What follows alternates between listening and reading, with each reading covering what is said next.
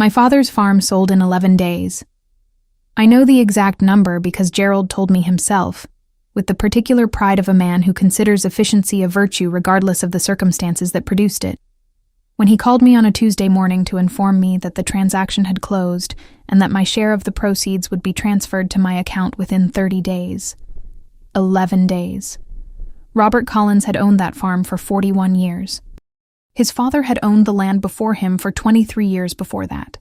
3 generations of Collins family on 340 acres of Tennessee soil, and Gerald had found a buyer, negotiated a price, and closed the transaction in 11 days while I was still in the particular fog of grief that follows the death of the person you have spent 4 years caring for.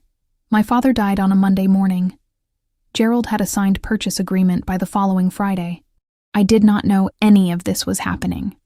Not the buyer, not the negotiations, not the purchase agreement, not the closing that happened on a Tuesday morning while I was sitting at my kitchen table in Memphis, trying to understand what it meant to live in a world that no longer contained Robert Collins in it. Gerald called me an hour after the closing. "Dorothy," he said. His voice had the particular warmth of someone delivering news he has decided to frame as good. "The farm sold. Good price. Your share will be in your account in 30 days. I held the phone. I said nothing for a moment. Then I said, "What farm?" And Gerald said, "Dad's farm. Dorothy. The 340 acres. We got a good offer, and Beverly and I thought it made sense to move quickly before the market." I stopped hearing the words.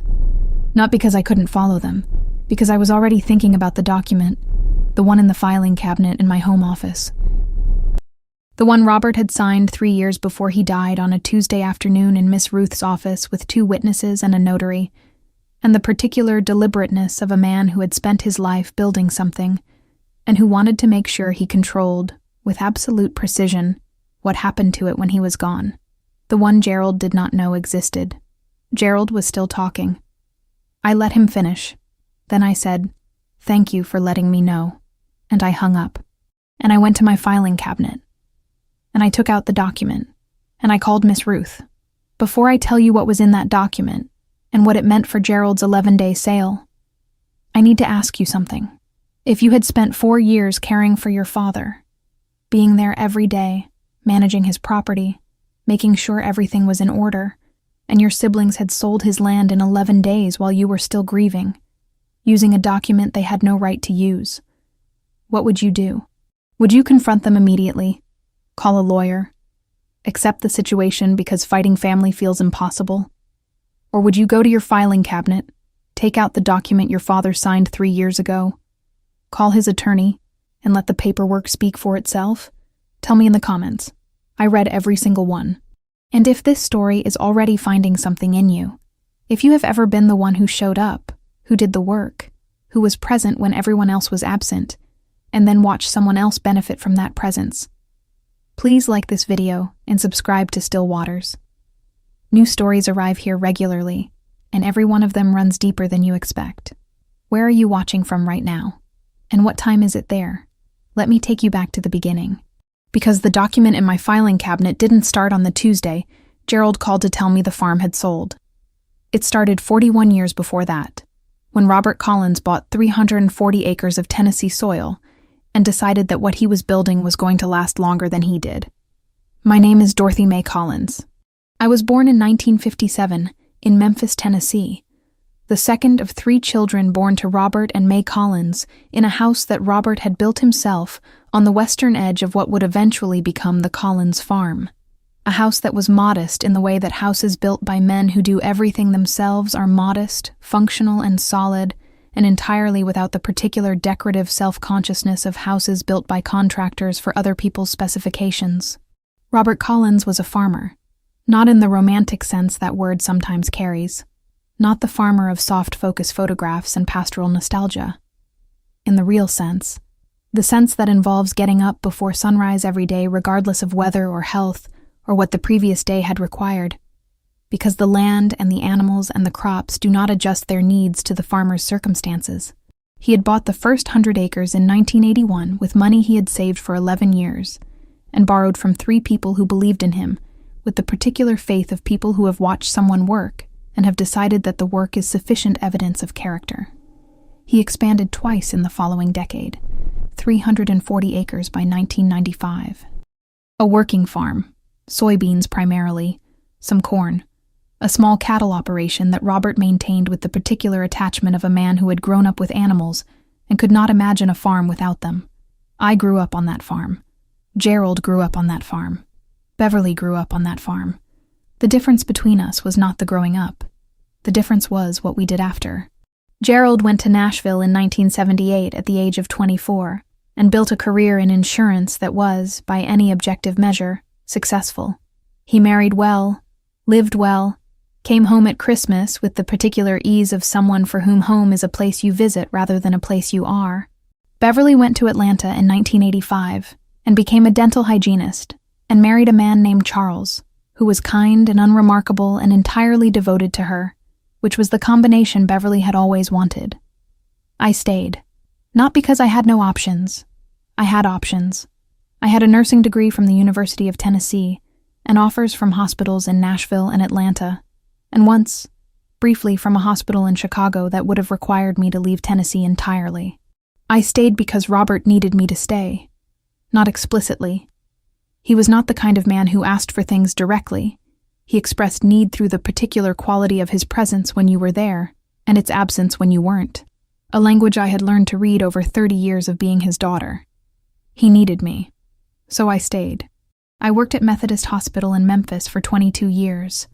The night shift mostly, which allowed me to be at the farm during the days when the farm needed attention, and Robert's body was beginning to make the kind of negotiations with time that bodies make when they have been working hard for a very long time. I managed the farm accounts. I handled the equipment maintenance coordination. I was the one who dealt with the agricultural extension office and the crop insurance and the property tax assessments and the particular bureaucracy of a working farm that generates paperwork as consistently as it generates crops. Gerald came home for Christmas. Beverly came home for Thanksgiving. I was there every day. I want to say something about that. About the particular invisible weight of being the one who is there every day. Not because I want credit, though the credit matters and is relevant to what happened, but because I think the invisibility of it is important to understand. When you are the one who shows up every day, your presence becomes the baseline. It becomes the expectation. It becomes the thing that is not noticed, because it is always there, the way you do not notice the floor beneath your feet until it is gone. Gerald and Beverly noticed the farm when they visited. They did not notice the daily work that kept it what it was when they arrived to visit it. This is not an accusation. It is simply the way these things work. The person who is absent notices the presence of the person who is not, because the contrast is available to them. The person who is always there is invisible to everyone, including sometimes themselves. Robert noticed. Robert had always noticed. He noticed in the way of a man who says very little and observes everything, who tracks, with the patient attention of someone who has spent his life reading weather and soil and the particular signals of living things, the contributions and absences of the people around him. He noticed, and 3 years before he died, he did something about it. I need to tell you about the document. It began with a conversation. Robert called me into the kitchen one evening in the spring of 2020. He was 86 at the time. Still functional, still largely himself, but beginning the slow withdrawal from the world that precedes the full withdrawal, the particular diminishment of a man who has been very present for a very long time and is becoming gradually less so. He sat at the kitchen table. He said, "Dorothy, I want to talk about the farm." I sat across from him. "Tell me," I said. He said, "I've been thinking about what happens when I go." He said it the way he said everything, directly, without the softening that most people apply to discussions of their own death. What happens to the farm? I waited. He said, "Gerald wants to sell it. Has wanted to sell it for years. I know this because he mentions it every Christmas in the particular way he mentions things he wants me to agree to. As if the mentioning is enough, and the agreement is simply a matter of time." I said nothing. "Beverly goes along with Gerald," he said. "She always has." "Yes," I said. He looked at his hands. Then he said, I don't want to sell the farm. I know, I said. I want it to stay in the family, he said. Or if it can't stay in the family, I want the decision about what happens to it to belong to the person who has been here, not the people who come for Christmas. He looked at me. I held his gaze. I've spoken to Miss Ruth, he said. I want to change the deed structure. I want to put the farm in a trust with specific conditions on any sale, and I want you to be the trustee. I sat with that. What kind of conditions? I asked. He told me. And the conditions he described were so specific and so precisely targeted at the particular way Gerald had been approaching the farm question for years that I understood. Sitting across from my father at his kitchen table in the spring of 2020, that Robert Collins had been thinking about this for a very long time. We went to Miss Ruth's office the following Tuesday. Robert signed the trust document with 2 witnesses and a notary. He gave me the original. He told me to keep it somewhere safe. He told me not to tell Gerald or Beverly. Not yet, he said. When it's time, you'll know. I put it in the filing cabinet in my home office, and I kept it there for 3 years, and I waited for the time when I would know. Gerald had the procuration. I need to explain this because it is the mechanism of what he did, and understanding the mechanism is the only way to understand the full picture. 3 years before the trust document, before Robert had decided to formalize his intentions with Miss Ruth, he had signed a general power of attorney giving Gerald the authority to act on his behalf in financial and legal matters. This was, at the time, a reasonable document. Robert was 83, Gerald was the eldest son, and the power of attorney was intended as a safety net for situations where Robert's declining health made direct decision-making difficult. It was not intended as an authorization to sell the family farm 11 days after Robert's death. Gerald understood this. He used it anyway. I know this because Miss Ruth explained it to me the afternoon I called her after Gerald's call. Dorothy, she said when I told her what had happened. He used the power of attorney? Yes, I said. She was quiet for a moment. The power of attorney terminated at Robert's death, she said, as a matter of law. Any transaction completed after Robert died using that document is voidable. I let that sit. And the trust? I said. The trust, she said, supersedes the power of attorney regardless. The trust document is the controlling instrument for the farm property. Gerald had no authority to sell it under any circumstances, not with the power of attorney, and certainly not after Robert's death when the power of attorney had no legal effect. I sat at my kitchen table. So the sale, I said, is not valid, Miss Ruth said, not as executed. The buyer has a claim against Gerald for the purchase price he's paid, but the property itself is still in the trust. The title cannot legally transfer. I thought about Gerald's voice on the phone. Good price. Your share will be in your account in 30 days. He didn't know about the trust, I said. No, Miss Ruth said. He didn't. Because Dad didn't tell him. Because your father, Miss Ruth said, was a very deliberate man who understood that the conversation he needed to have was with the document, rather than with his son. I thought about Robert at the kitchen table in the spring of 2020. When it's time, you'll know. I knew, I said. Yes, Miss Ruth said. You did. Miss Ruth filed the emergency motion to halt the transfer of title the following morning.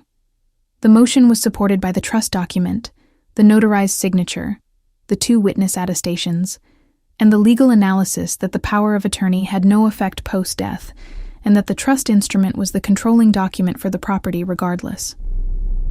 The title company received the motion at 9:45 in the morning. They halted the transfer at 10. Gerald received notification from the buyer's attorney at 11:15. He called me at 11:30. Dorothy, he said, what did you do? I didn't do anything, I said. Dad did. 3 years ago. I just kept the paper. Gerald said, what paper? I said, the trust document. The one he signed in Miss Ruth's office in the spring of 2020. The one that makes me trustee of the farm property and establishes conditions on any sale that you have not met. The phone was very quiet. Dorothy, Gerald said, why didn't you tell me? Because, I said, Dad asked me not to. And because you were planning to sell something that wasn't yours to sell, and informing you of the obstacle before you attempted it would not have produced a different outcome. It would have simply produced an earlier argument. He said nothing. The title transfer, I continued, cannot complete. The buyer's attorney will be in contact with you about the purchase price you've already received. That is a conversation between you and them. The farm itself remains in the trust. Dorothy, he started. Gerald, I said. Dad spent 41 years building that farm. He didn't want it sold. He told me that in the spring of 2020, and he told Miss Ruth, and he signed a document that said so. That document is the last paper, and it holds. Gerald was quiet for a long moment. Then, what are you going to do with the farm? I thought about 340 acres of Tennessee soil and 3 generations of Collins family and Robert at his kitchen table saying, when it's time, you'll know. That, I said, is what we need to talk about. All 3 of us. Together. When you and Beverly can come to Memphis. A pause. When? He said. This weekend, I said. If you can. He came. Gerald and Beverly arrived on Saturday morning. Gerald drove from Nashville, 3 hours, which he had made in less time by the speed at which he drove when he was managing something. Beverly flew from Atlanta, and Gerald picked her up at the airport, which meant they arrived together, which meant they had 3 hours in a car to decide on their approach before they knocked on my door. I had expected this. I had made breakfast anyway. The particular hospitality of showing up correctly, regardless of what the situation contains, was something Robert had modeled for 67 years, and that I was not going to abandon because the situation was uncomfortable. They came in. We sat at my kitchen table. Gerald looked at me with the expression he had been wearing since the Friday call. Not anger exactly, which would have been more straightforward. Something more complicated. The expression of a man who has been caught doing something, and who is still in the process of determining whether the catching can be repositioned. Dorothy, he said. I want to say something before anything else. Say it, I said. I didn't know about the trust, he said. If I had known, you would have done something different, I said. He was quiet. I don't know, he said. Honestly, that was the most honest thing Gerald had said in the conversation so far, and I acknowledged it. I appreciate that, I said. Beverly said, we weren't trying to cut you out. We thought we were handling the estate. We thought the power of attorney terminated at Dad's death. I said, Miss Ruth explained this. Any attorney you consulted should have explained it. Beverly looked at Gerald. Gerald looked at the table. He said, the attorney we consulted said it was valid. I held his gaze. The attorney was wrong, I said. Or you didn't give the attorney the full picture. Gerald didn't respond, which told me what the silence told me. I sat back. I want to tell you something, I said. Not as a legal matter. Miss Ruth is handling the legal matter. But as your sister. They both looked at me.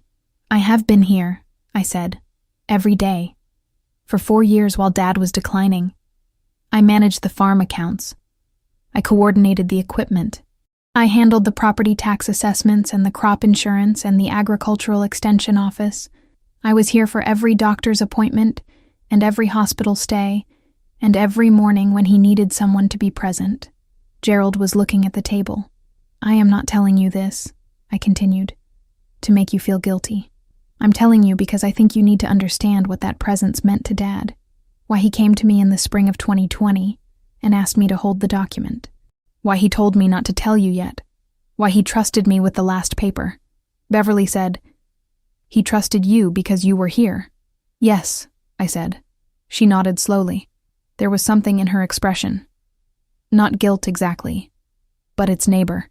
The particular expression of someone who has understood, too late to change it, the cost of their absence. Gerald said, what does the trust say? About what happens to the farm? I told him. The trust established specific conditions for any sale of the farm property. The conditions required unanimous agreement among all 3 siblings, a minimum holding period of 2 years from Robert's death, an independent appraisal by a certified agricultural appraiser, and the right of first refusal for any Collins family member who wished to purchase any portion of the property before it was offered to outside buyers. Gerald had met none of these conditions. He had sold without my agreement. He had sold 11 days after Robert's death. Well within the 2-year holding period, he had not obtained an independent appraisal. He had not offered me or Beverly the right of first refusal. He had simply sold. Gerald listened to all of this without interrupting. When I finished, he said, "Dad wrote those conditions specifically to stop me from selling." "Robert Collins was a very deliberate man," I said. "He knew his children." Gerald almost smiled at that. Almost. Beverly said, "What do you want to do with the farm?" I thought about 340 acres of Tennessee soil and Robert getting up before sunrise every day regardless of weather. "I want to keep it," I said. "Not necessarily as a working farm. I'm 67 years old and the cattle operation requires more physical capacity than I currently have. But as Collins family land, I want to explore options for leasing the agricultural portion to a working farmer and maintaining the family home and the original 100 acres as Collins' property." Gerald said, "And our shares?" "The trust," I said, "provides for compensation to all 3 beneficiaries from the farming lease income. It's not what you would have gotten from a sale, but it's consistent and it's real, and it maintains what Dad built." Gerald looked at his hands. Beverly said, "That sounds like what Dad would have wanted." "Yes," I said. "That's because it is what Dad wanted. He told Miss Ruth exactly what he wanted, and Miss Ruth wrote exactly what he told her, and he signed it and I kept it." Gerald looked up. "For 3 years," he said. "For 3 years," I said. He was quiet for a long moment. I was thinking about something he had said. Gerald, when he was the particular version of himself that appeared occasionally in the gaps of the performed version, was actually an intelligent and sometimes honest man, and the thinking showed. He said, "I owe you an apology." I looked at him. "I owe you an apology," he said again. "For the sale. For not consulting you. For using a document I should have known had limitations. For moving in 11 days on something Dad spent 41 years building." I held his gaze. "Yes," I said. "You do." "I accept it," I said. "And I want to move forward. Not to punish you, not to win something, but because the farm deserves better than being the thing we fight over." Gerald nodded. Beverly put her hand over mine on the table, and in that gesture, in my sister's hand over mine in the kitchen where we had grown up eating breakfast before school, and where Robert had sat at the head of the table for 40 years, something that had been broken for 11 days began, slowly and carefully, to find its way toward whole. Miss Ruth handled the unwinding of Gerald's transaction. It was not simple.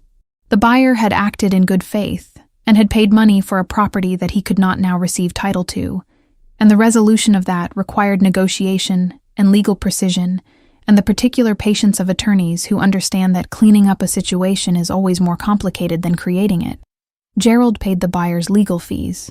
He also returned a portion of the purchase price as compensation for the disruption, a settlement that his own attorney negotiated and that Gerald accepted with the grace of a man who has understood that the alternative to accepting it was considerably more expensive. Beverly was not financially implicated in the transaction. She had signed a document authorizing Gerald to proceed, which her attorney reviewed and determined created some exposure. But the settlement covered her as well. The title to the Collins farm remained in the trust. Dorothy Mae Collins remained the trustee. Robert Collins's last paper held. The first lease agreement for the Collins farm agricultural operation was signed in the spring of the following year.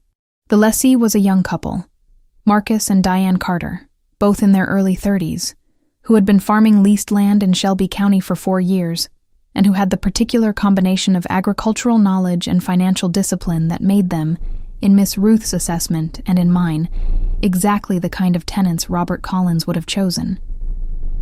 I met them at the farm on a Saturday morning in March to walk the property. Marcus Carter was the kind of man who looked at land the way Robert had looked at it, as something alive, something that required attention and responded to care, and that had its own logic that you either understood or you didn't. He understood. We walked 340 acres in 2 hours. He asked questions that went to the center of things, about the soil composition in the eastern fields, about the drainage situation near the creek boundary, about the equipment that was available, and the infrastructure that would need updating. He knew what he was looking at. At the end of the walk, standing at the edge of the original 100 acres near the house Robert had built, Marcus Carter said, "Mrs. Collins, this is extraordinary land." "I know," I said. He looked out over the fields. "Someone took good care of it," he said. "My father," I said, "for 41 years, and his father before him for 23. He nodded slowly. "We'll take care of it," he said. I looked at him. "I know you will," I said. And we signed the lease the following week. Gerald came back to Memphis in the summer. Not for a specific occasion. He called me on a Thursday and said he was going to drive down that weekend and asked if he could stay for a couple of days. I said yes. He arrived on Saturday afternoon. We drove out to the farm together on Sunday morning. The first time Gerald had been to the farm since Robert's funeral, he sat in the passenger seat the way he always sat, which was with the contained energy of a man whose natural mode is motion and who is making an effort to be still. The Carters were working the eastern fields when we arrived. We parked near the house and walked out. Gerald watched Marcus Carter on the equipment for a long time without saying anything. Then he said, "He knows what he's doing." "Yes," I said. "Dad would have liked him," Gerald said. "Yes," I said. We stood at the edge of the field in the July morning light. Then Gerald said, "I've been thinking about what you said, about showing up every day." I waited. "I didn't show up," he said. "Not the way you did.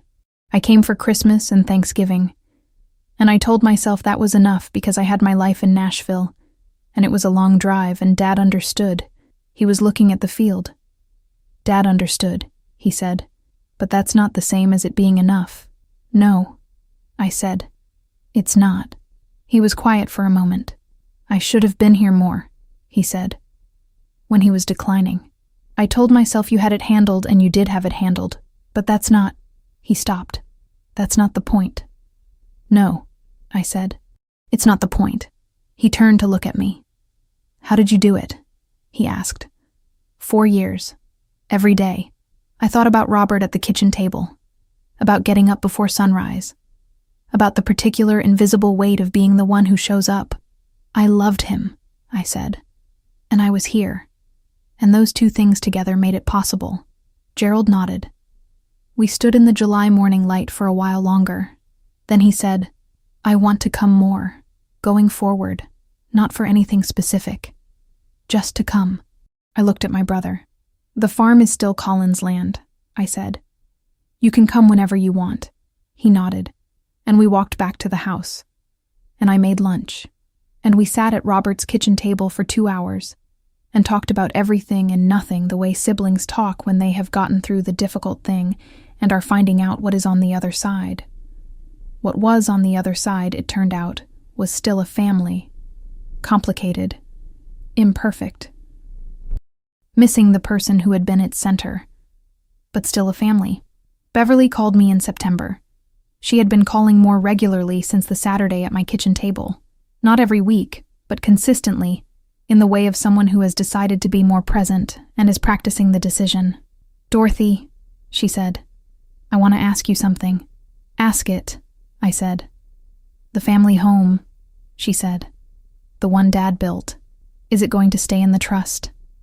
"Yes," I said. "That's the intention." She was quiet for a moment. "Can I come?" she asked. "For Thanksgiving. I want to come to Memphis. To the house. I thought about Robert at Thanksgiving. About the particular smell of the house when the cooking was happening, and the particular sound of it when it was full of people." "Yes," I said. "Come for Thanksgiving. Can I help cook?" she asked. "You can help cook," I said. She was quiet for a moment. Then, "Dorothy, I want to say something." "Say it," I said. "I should have looked at the power of attorney more carefully," she said, "before I signed off on what Gerald was doing. I should have asked more questions. She stopped. "I just assumed Gerald knew what he was doing. Gerald usually does know what he's doing," I said. "Not this time," she said. "No," I said. "Not this time."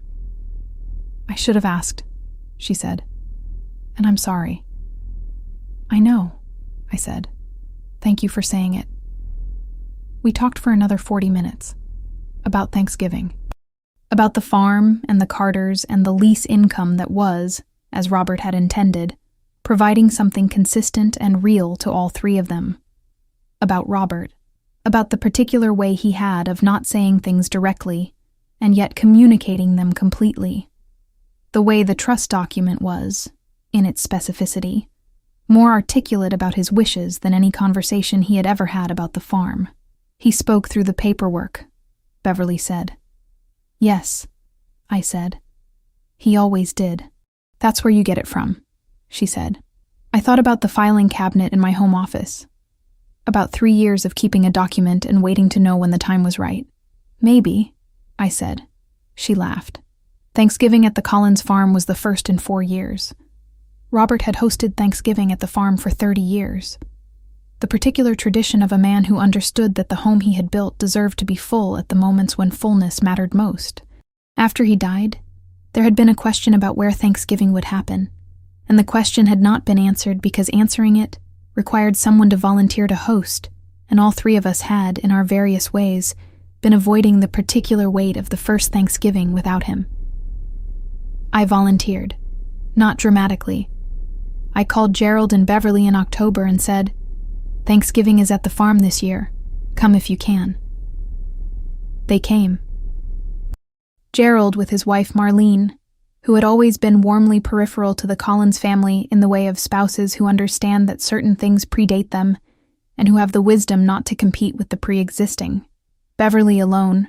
Charles had a family obligation in Atlanta that Beverly had navigated with the practiced ease of someone who has been managing 2 families for 30 years.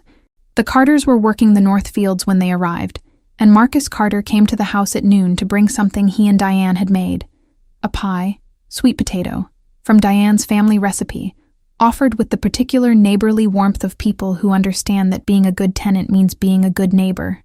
I invited them to stay for dinner. They stayed. And so Thanksgiving at the Collins farm was 9 people, 3 Collins siblings and their various attachments, and the young farming couple who were learning the land that Robert Collins had spent 41 years teaching himself. We ate at Robert's table. The same table. Gerald sat at the head of it. Not because anyone had directed him there, but because he was the eldest, and the table had a head, and he sat there the way Robert had sat there, with the particular gravity of someone occupying a space that has meaning. I watched him sit there. I thought about Robert, about what Robert would have said about the 11-day sale, and the emergency motion, and the Saturday morning at my kitchen table, and the lease agreement, and the Thanksgiving dinner. I think he would have said very little. I think he would have eaten his dinner and watched his children and noted, with the patient attention of a man who reads things carefully, what the evidence suggested about the people in the room. And I think what the evidence suggested, on that Thanksgiving, was something he would have been satisfied with. Not perfect, not resolved in the clean way that stories sometimes promise resolution, but his children at his table. His land leased to people who would take care of it. His last paper holding. After dinner, Gerald helped me clear the table. He stood at the sink, washing dishes the way he had washed dishes as a teenager. Inefficiently, with the particular carelessness of someone for whom dishwashing was always someone else's primary responsibility. I stood beside him drying. He said, "Dad would have liked this." "Yes," I said. He said, "The dinner, the Carters, the whole thing." "Yes," I said. He handed me a plate. He said, "I'm glad you kept the paper." I dried the plate. I put it in the cabinet where it had always lived. "Me too," I said. He handed me another plate. We finished the dishes in the comfortable silence of siblings who have been through something difficult and have found on the other side of it that the something difficult was not the end of the family. It was, in its way, the beginning of a more honest version of it. Miss Ruth called me in December. She was calling, she said, about the annual trust administration, the routine review required by the trust instrument to ensure everything was proceeding according to Robert's specifications.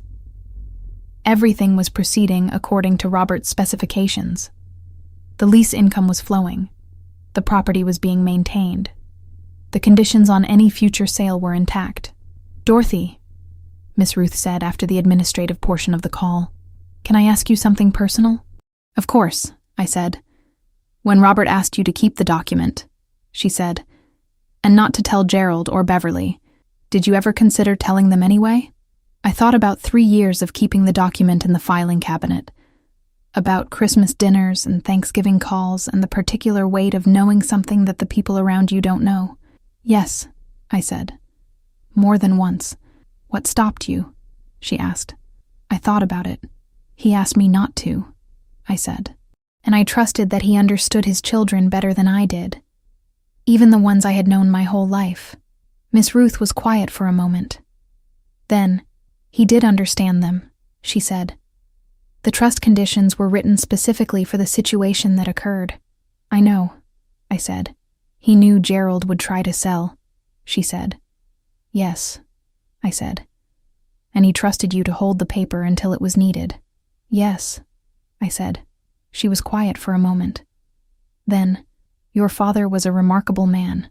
I thought about Robert getting up before sunrise, about 340 acres of Tennessee soil, about the kitchen table in the spring of 2020, and the particular deliberateness of a man who had decided what he wanted and had organized his paperwork to ensure it. "Yes," I said. "He was. There is something I want to tell you about the last paper. Not the specific document, though that mattered and was the mechanism of everything that followed, but the idea of it. The idea that the most important things are often not the things that are spoken, but the things that are written down and kept and produced at the moment when they are needed. Robert Collins did not tell Gerald he couldn't sell the farm. He signed a document that said so, and he gave the document to the person he trusted to keep it. And the person he trusted to keep it kept it for 3 years in a filing cabinet in a home office in Memphis, Tennessee, and took it out on a Tuesday morning when a phone call told her it was time. That is not a story about legal strategy. That is a story about trust, about the particular trust that develops between two people over years of presence, years of showing up, years of attention, years of the invisible work that constitutes a relationship in the way that visible work constitutes a building. And that produces, eventually, the specific confidence of a parent who knows which child to give the last paper to. Robert Collins knew which child to give it to. He knew because Dorothy had been there. Every day, for 4 years. And before that, for 22 years of nursing and farm management and property tax assessments and the particular bureaucracy of keeping something alive. And before that, for 30 years of being the daughter who stayed. The presence was the trust. The trust was the document. The document was the last paper. And the last paper held. I want to tell you this because I think the people who show up, who are present in the ordinary, daily, unspectacular way that most showing up requires, are often the people who are least recognized for what their presence produces. Not always, but often. And I want to tell you that the person who knows what your presence costs and what it produces is not always the person in the room making the most noise. Sometimes it is the person sitting quietly at the kitchen table in the spring, deciding which child to trust with the last paper. And that person, in my experience, almost never gets it wrong. I want to ask you one last thing before we finish. Is there someone in your life who sees your presence, who understands what your showing up produces, even when no one else is counting it? And have you told them what that seeing means to you? Tell me in the comments. I read every single one. And if this story found something in you, if it reached the person who has been showing up, quietly and without announcement, and who is wondering whether the showing up is seen, please like this video and subscribe to Still Waters. New stories arrive here regularly. Stories about the last papers and the people who keep them, and the moments when keeping them becomes the most important thing. Those are the stories worth telling. And before you go, where are you watching from right now? What time is it there? Still waters run deep. Thank you for sitting with me in them.